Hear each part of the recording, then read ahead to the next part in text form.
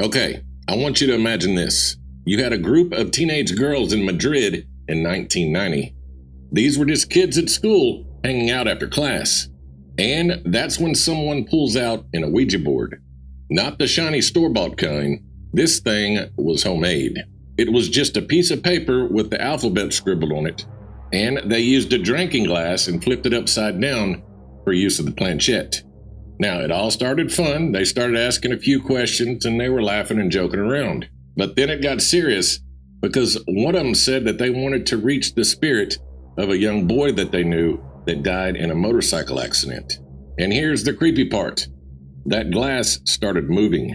It was slow and jerky, but it was moving. And all of a sudden, the whole mood in the room, it changes. They stopped laughing and everybody got quiet. And right then, a teacher bursts in, and she is mad as hell. She runs over, she snatches the board, and in all that chaos, the glass slips off the table and shatters on the floor. And that's when the kids freeze, because they swear that gray smoke started rising from the broken pieces on the floor. It wasn't dust, and it wasn't a trick of the light.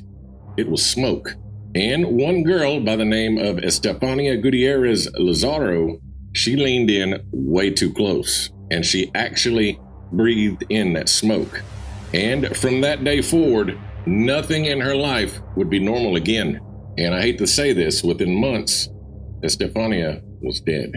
And after she was gone, her family's home in Vallecas, Spain, would become one of the most terrifying haunted houses in paranormal history. This place was so terrifying that the police themselves wrote in an official report that they saw things that they couldn't explain. This is the story of Estefanía, the girl who may have breathed in more than just smoke when that glass shattered on that floor.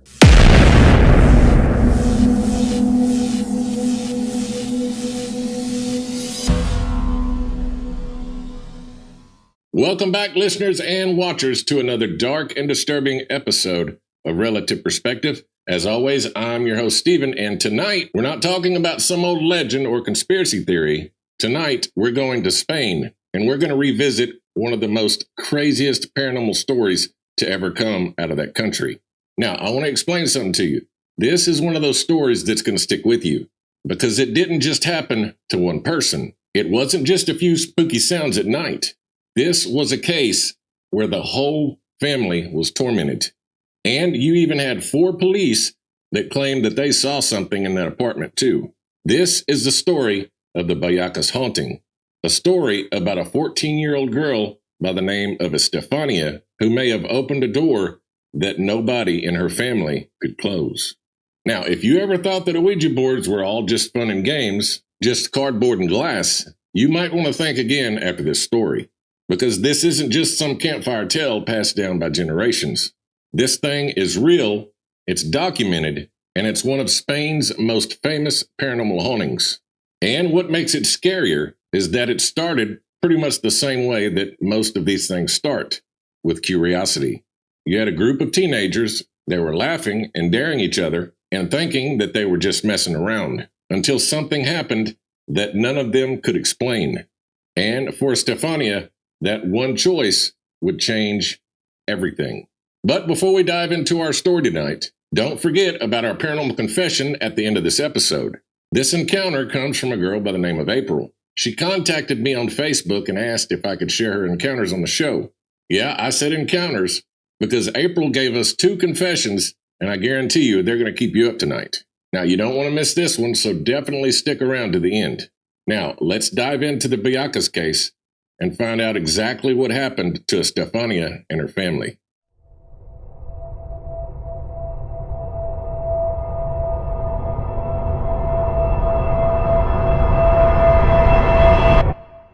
Okay, let's rewind back to where it all started. It's 1990, and again, Estefanía is a 14-year-old girl. She's an ordinary kid, and she's living with her family there in Madrid. She wasn't a troublemaker, and she wasn't someone looking to stir up trouble. But like a lot of teenagers back then, she was curious about things that she probably shouldn't have been curious about. And if you remember being that age, I'm sure you know exactly what I'm talking about. You have someone walking around and daring people to try something. They say it'll be fun, and before you know it, shit hits the fan. And that's exactly where Estefania found herself on that day. Her classmates had gotten their hands on an Ouija board. And I want to explain something to you. In Spain, especially back then, Ouija boards, they weren't just a silly game. You had Catholic priests all over the place that warned about these things for decades. And you had families that whispered stories about their kids messing with this stuff and never coming back the same.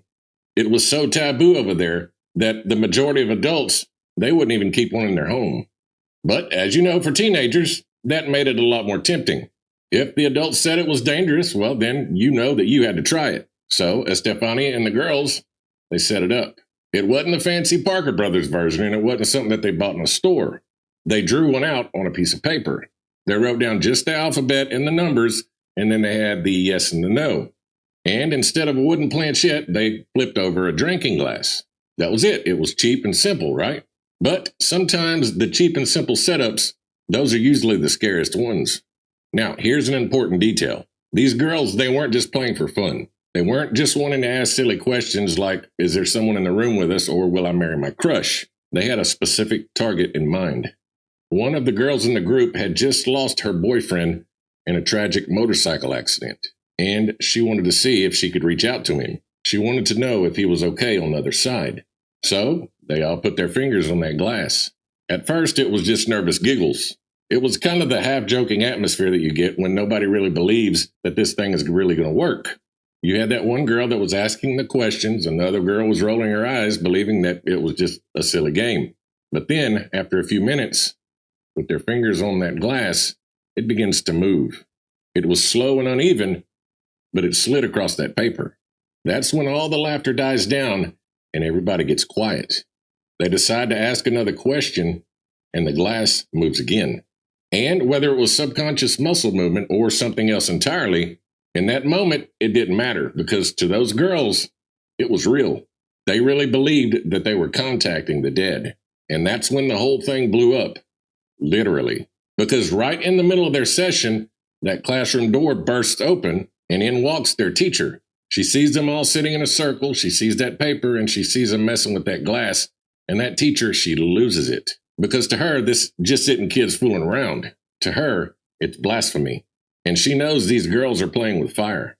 She rushes in, she grabs that paper, and in all the panic, that glass slips and hits the floor and busts all over the place. And that's when everyone freezes, because the teacher and all those kids swore that they saw smoke rising up from the broken pieces of glass. They said it wasn't dust and it wasn't chalk powder. They said it was real smoke. They said it curled up and it hung in the air for a second. And for whatever reason, Estefania, she was sitting the closest, she leaned in. Maybe it was reflex, maybe she was just trying to see what happened, I don't know. But that's when she breathed that smoke in her lungs. And her friends that were sitting around her said the look on Estefania's face was something that they would never forget. Some of them later said that she gasped, coughed, and then froze. Others swore that she looked like she inhaled something that was alive. And here's where the debate starts. Was it hysteria? Were those girls scaring themselves over nothing? Or did that broken glass release something that never should have been there to begin with? Because from that moment on, Estefania was never the same.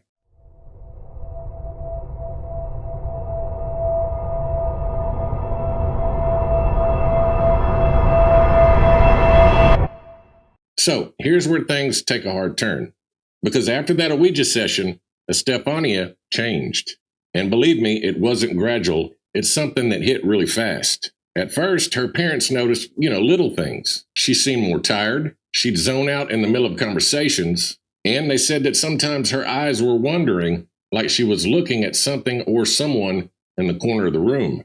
Her mom, by the name of Concepcion, said that she would see Estefania just looking at things that wasn't there. And when she asked her what she was looking at, Estefania replied that the shadows, they were here again. And that, my friends, was just the beginning. Because within weeks, she started having violent seizures. These weren't just little fainting spells. These were full-on convulsions. Her body would go rigid, her back would arc, and her teeth would clamp down so hard that her parents thought that she might break them. Now, her parents did what any parent would do. They brought her to the doctors. They ran all kinds of tests on her. They did EEGs, blood work, all kinds of scans, and everything came back clean. They said she didn't have any epilepsy. They couldn't find any brain damage. They found nothing that they could put their finger on. You had one doctor that told the family sometimes these things are psychological, and another suggested stress or maybe depression. But here's the problem. None of that explained what was going on inside of that apartment. Because when she wasn't being plagued by seizures, something else was messing with her. That's when she started hearing voices. At night, she told her brothers and sisters that she could hear someone calling out her name. She said that they were whispering from the corner of her room. And some nights, she'd wake up screaming, swearing that she saw faceless people surrounding her bed, reaching for her and pulling at her. One night, her younger sister saw her thrashing around in her bed and shouting as loud as she could for help. She swears that she looked like she was fighting something that wasn't there. Now, by this time, her parents tried everything. They tried priests, psychologists, and doctors, but nothing helped. And here's the thing. This family wasn't the kind of family that went out and looked for attention. They weren't trying to make headlines. They were just desperate parents watching their poor daughter slip away. There was one night that her mother described finding Estefanía in a hallway. Her eyes were open, but she didn't seem awake. And she was muttering something, and her mother said it sounded like she was almost chanting. And when they shook her to wake her up, she basically collapsed. And still, every test that they did on her showed nothing. Now, by the summer of 1991, they had been going through this for 6 months. They were going through 6 months of seizures, blackouts, hallucinations, and shadows. Then, just like that, it all ended. Because one night, Estefanía had another violent fit. She collapsed on the floor, her limbs got stiff, and her body started trembling. But this time, she didn't come back. Her parents, they rushed her to the hospital, but it was too late. At just 14 years old, Estefanía was pronounced dead. And the official cause? Sudden and suspicious. That's literally what the paperwork said. And if that doesn't send a chill down your spine, I don't know what will. And here's the kicker. Her family swore that her death, it wasn't the end. They said that whatever had been tormenting her, it didn't just vanish when she died. In fact, they believed that it only got stronger. Because just weeks after her funeral, their apartment in Vallecas became a living nightmare. And that is where the haunting, it really begins.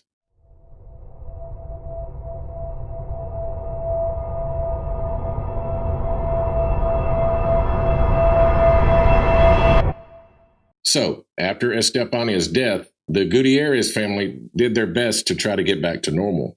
They buried their daughter, they mourned, and they told themselves that the worst was over. But inside that tiny apartment, something stayed, and it was not quiet. It started small. At night, they'd hear all kinds of bangs on the walls. These weren't creaks and groans of an old building. These were sharp and deliberate bangs. And then came the footsteps. Her mother said that she'd hear heavy footprints walking up and down their hallway at night. She'd get up thinking one of her kids had got out of bed, but when she walked in that hallway, nobody was there, and all of her kids were sound asleep. And sometimes those loud footsteps would stop right outside of their bedroom door. And she swears that those footsteps always came out of Estefanía's old room. And here's the crazy part. The family wasn't alone in hearing this stuff. Neighbors, they reported strange noises coming out of that apartment too. They said that they could hear loud banging, dragging sounds, and voices. They said that they could hear all this stuff standing outside of the building. A lot of them said that it sounded like chaos in that apartment. And the majority of the time that they'd hear this stuff, they claimed that nobody was home. Now here's what's bad. Estefanía's siblings were the first ones to experience the real terror. They'd be in bed trying to sleep when all of a sudden they felt their covers yanked off of their bed. They said it was just ripped off like someone was standing at the foot of their bed, pulling it with both hands as hard as they could. Now, every time this happened, the kids would scream. The parents would run into the room, and they said that they would always find the blankets on the floor. And on other nights, they claimed that their beds would shake violently. They said this wasn't just a little tremble, this was full on rattling, like someone was grabbing their bed and trying to shake them out of it. One of the sisters later said that it felt like someone was putting their hands on the mattress and trying to shake them out of the bed. And after that came the voices. Now, this sends chills down my spine because her brothers and sisters swear that they heard Estefania's voice calling their name. Sometimes they claim that it was gentle, like she was calling for help. But other times they said it was furious, like she was mad at them or something. But of course, when they flipped on the light switch, nobody was there. And then the whole family began to start seeing shadows. They claimed that these were dark figures gliding through the apartment just out of reach. Concepcion said that one night she was asleep, she woke up, and she saw that dark silhouette standing at the foot of her bed. And she wasn't the only one, because her husband Maximo swears that he saw a shadow dart across the hall and straight into one of the kids' rooms right through the door. Now, the adults weren't the only ones, because the kids claimed that those shadows were always worse at night. They said that all the shadows would crowd around Estefania's old room, almost like they were guarding something. And here's another thing that's sad. Estefania's younger sister, she refused to sleep in the apartment because she was afraid that they were going to be after her next. I know that everything that I said was pretty frightening, but that wasn't the scariest thing that happened. One night in the living room, the family kept a framed portrait of Estefania hanging on the wall, and they said it was one of their favorite pictures of her. And out of nowhere, that picture burst into flames. They rushed to put it out, and when the fire was gone, that photo was charred. But here's what froze each of them in place. The only thing that was burned in that photo was Estefania's face. The rest of that picture, the frame, and that wall, it was all untouched. They said it was like something wanted Estefania erased. To them, this wasn't just a haunting anymore. This was personal. From then on, the apartment, it was a war zone. You had toys that flew across the room on their own. Plates and glasses would crash to the floor when nobody else was in the kitchen. And the cabinets and doors, they slammed so hard that all the neighbors around them thought that they were fighting or something. And the family, they couldn't take it anymore. Every night they felt it was something new. They prayed, they brought in priests, they sprinkled holy water, but they claimed that none of this stuff worked. And little by little, the family started to believe that this was not Estefania at all. That whatever came through that Ouija board that day was something very, very dark. Something that wanted Estefania and her whole family destroyed.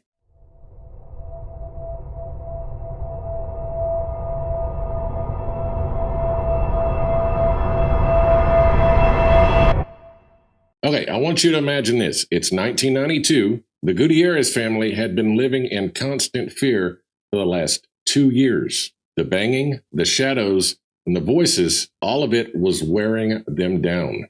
And one night, it just gets too violent for them to handle. The doors are slamming, all their furniture's moving in that apartment, and the kids are screaming as loud as they can.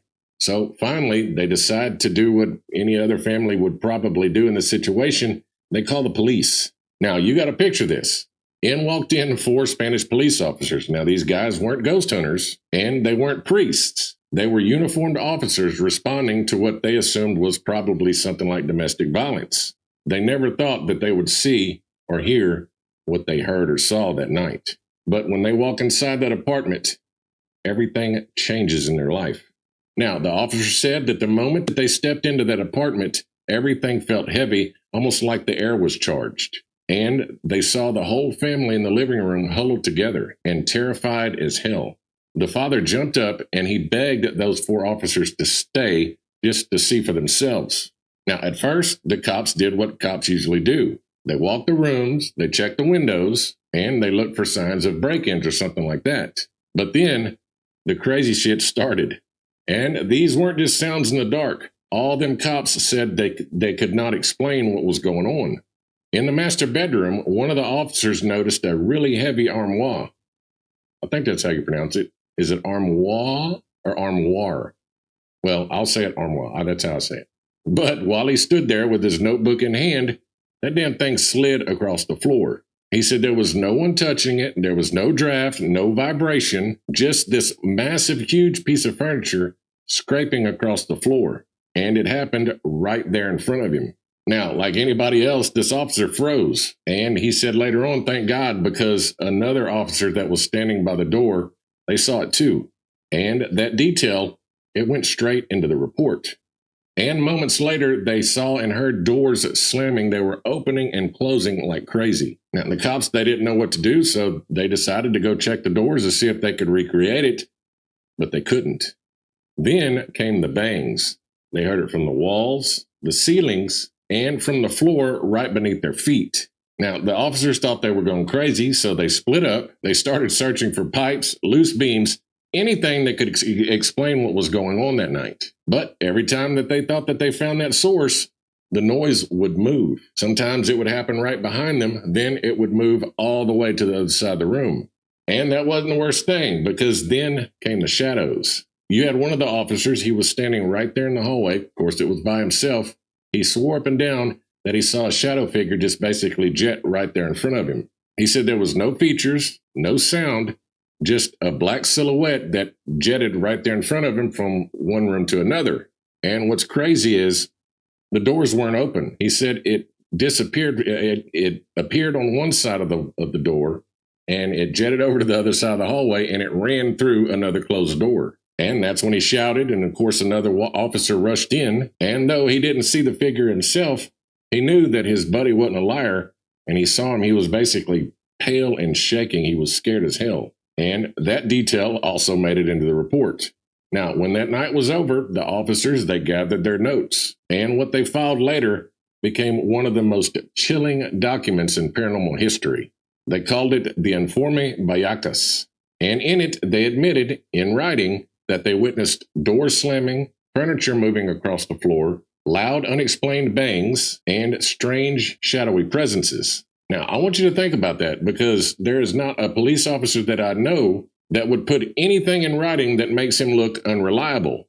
But these cops did. You had 4 officers, each with independent accounts that were backing the claims of that family. That report is still in Spain's police archives to this day. And to me, that's why this Vallecas case is so different. Because you have to understand something. It's not just the word of one grieving family. It's also the word of trained officers of the law saying that they saw something that's impossible for them to explain. Now, of course, once word got out that the police had filed a paranormal report, this case exploded. You had some that called it proof, and others said that it was just officers that was caught up in the fear. But one thing is certain, the Vallecas case could never again be brushed off as just one family's imagination. Because when the police show up and they leave terrified, that's when people start paying attention. And yet, after they had all that kind of stuff on record, skeptics still said that they could explain everything away.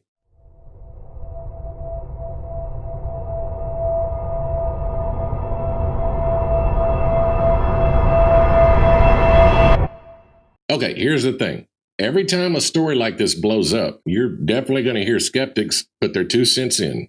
And if you want my honest opinion, they should. Because not everything spooky that happens is paranormal. Sometimes these things have answers that are hiding under the surface. And the Vallecas case, skeptics have been busy as hell. Now, let's go back to Estefanía for a second.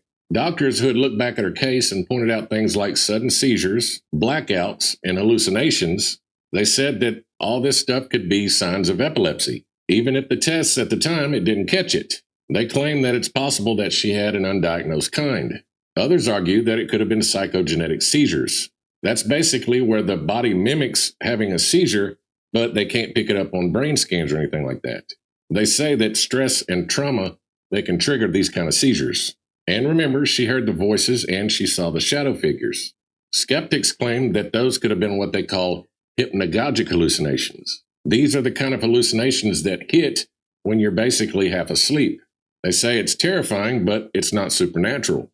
So you have one camp that says Estefania's death was medical. They said it was just a tragic case of a young girl that was undiagnosed and basically her diagnosis slipped through the cracks. And what about those 4 police? That report that they wrote is famous because it's so rare. But you'll have skeptics that point out that police officers are human too. Picture this, you're a police officer and you walk into a really small apartment at 2 o'clock in the morning. Then the family is crying and panicked and begging for you to see what they see. Now, you're on edge already before you get there, but that just makes it worse. They see lights flicker, or they see a door slam from a draft, or they see furniture move a little bit because the floor may be settling or something. Now, you can understand in that charged atmosphere, your brain basically fills in the cracks. And when you leave, well, you have to file a report, and maybe you write down what you think you saw. Now, some skeptics argue that this is not evidence of the paranormal, but they claim that it's evidence of how fear messes with perception. So yeah, there is a rational explanation on the table, whether it be medical, psychological, or environmental. But let's play devil's advocate just for a second. If it was just epilepsy that Estefanía was suffering, why didn't the medication they put her on help? And why did she keep seeing the same faceless figures over and over again? If it was all just grief and hysteria, how do you explain that photo that was hanging on the wall and burst into flames at night? And if it was just fear that played tricks on these police officers, why did all four of them independently report the same stuff that was going on? And I want these skeptics to understand something. Police deal in fear every single day. If the fear that these police officers felt that night was the cause of this so-called hysteria, then fear would cause them to basically see this kind of shit on a daily basis. And that's the problem with the Vallecas case. Every time you try to explain one piece away, there's another detail staring right back in your face saying, yeah, but what about this? And honestly, I believe this is why this story won't die. Because whether you believe in ghosts or not, you have to admit something was definitely going on in that apartment. Something that left a grieving family traumatized. And something that made four police officers run in terror. So what do you think?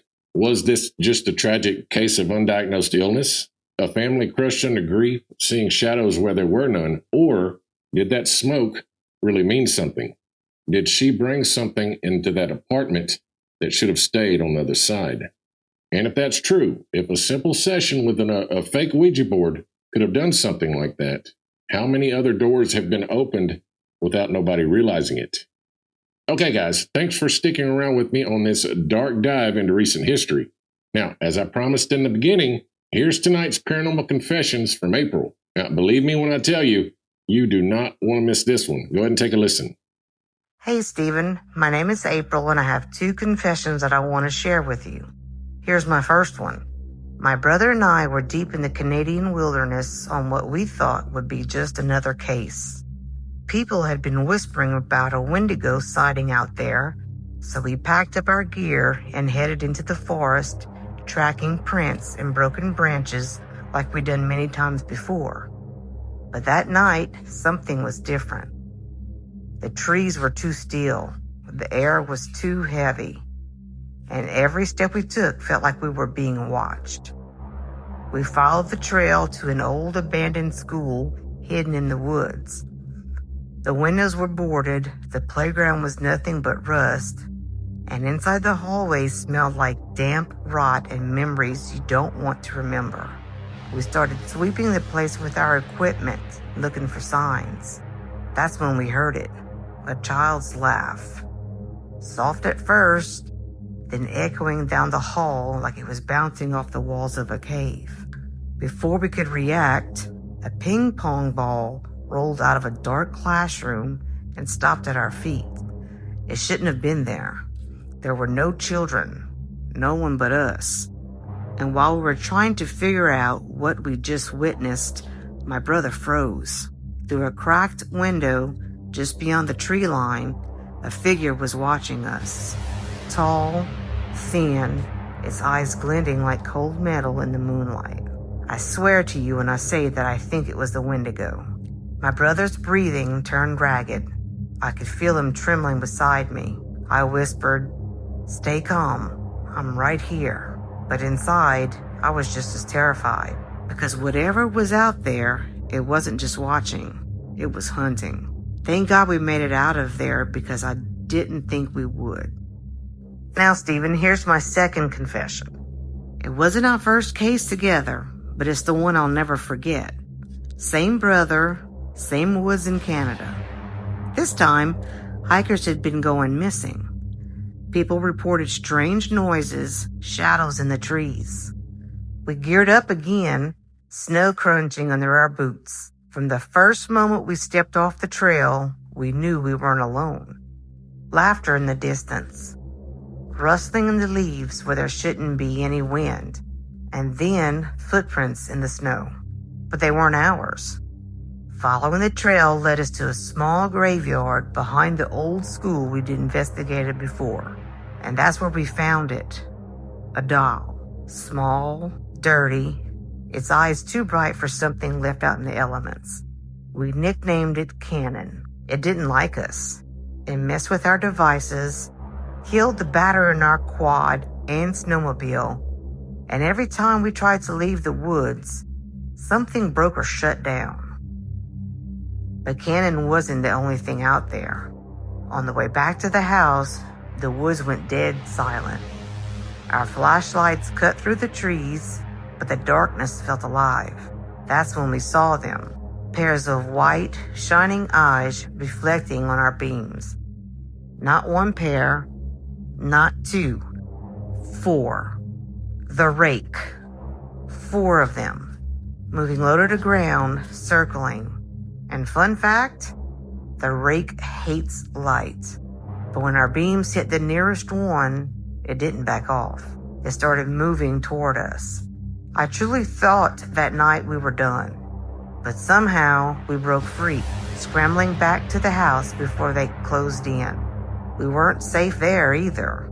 Back at the house, the activity followed us. Lights flickering, equipment acting up, and a little girl's presence. Lucy, we called her. She came from the same school where we'd found Cannon. Lucy played with us like a child does. She especially liked my brother's shop lights, switching them on and off, making them sway. One night, she wanted to play hide and seek, but we declined that offer. And for a moment, standing in the dark house with the memory of those glowing eyes still fresh in my head, I realized we weren't the ones in control anymore. Thank you for sharing my story, Stephen. Can you ask your audience if they have seen anything remotely like this?